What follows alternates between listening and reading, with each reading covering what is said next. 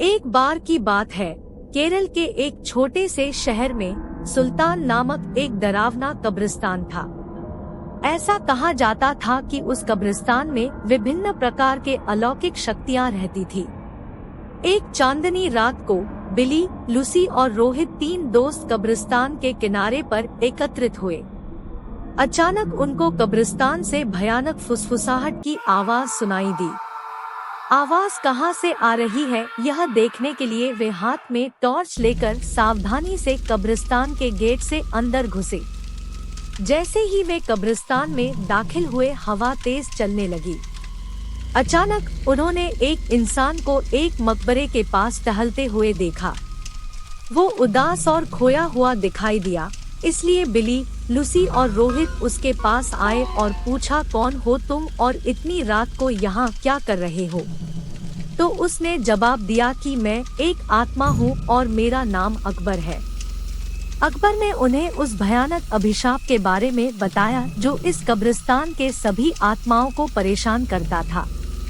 हर रात एक प्राचीन चुड़ैल जागती थी और कब्रिस्तान पर जादू करती थी और अकबर जैसी मासूम आत्माओं को अपने वश में कर लेती थी।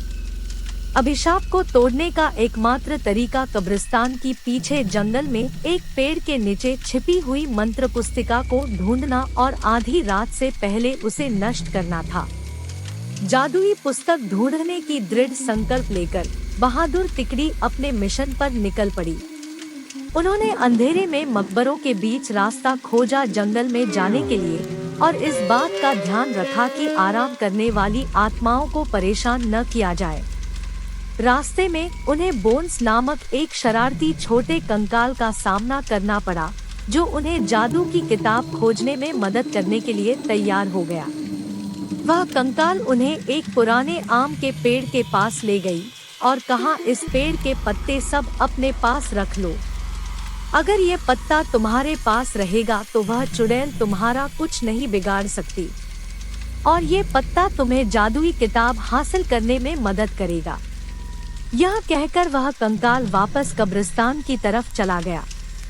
आम के पत्ते को अपने हाथ में लेकर तीन दोस्त जादुई किताब ढूंढने लगे। बहुत ढूंढने के पश्चात जंगल में एक झील के अंदर उन्हें चमकता हुआ कुछ दिखाई दिया। रोहित को तैरना आता था तो उसने झील के अंदर जाकर वह चमकता बॉक्स ले आया।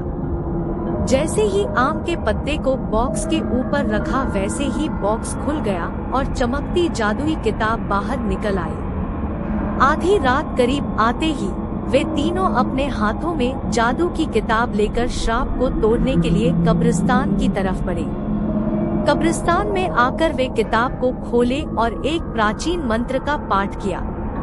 मंत्र पाठ करते ही जमीन कांपने लगी और कब्रिस्तान में एक तेज रोशनी छा गई।